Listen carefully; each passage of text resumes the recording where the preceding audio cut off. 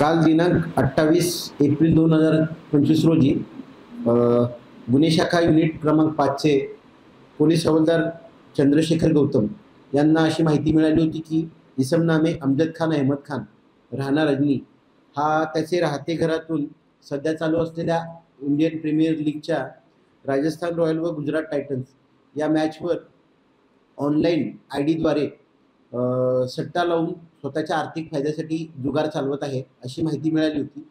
सदर माहितीवरून पंचांसह जाऊन आरोपी अमजद खान अहमद खान याच्या राहते घरी प्लॉट नंबर 1054 ताजनगर अजनी येथे छापा कारवाई केली असता त्याच्या ताब्यातून एक लॅपटॉप, 2 मोबाईल, 2 राउटर, एक LED टीव्ही तसेच एक जिओ कंपनीचा सेट टॉप बॉक्स असे जुगार साहित्य जप्त करण्यात आलेलं आहे।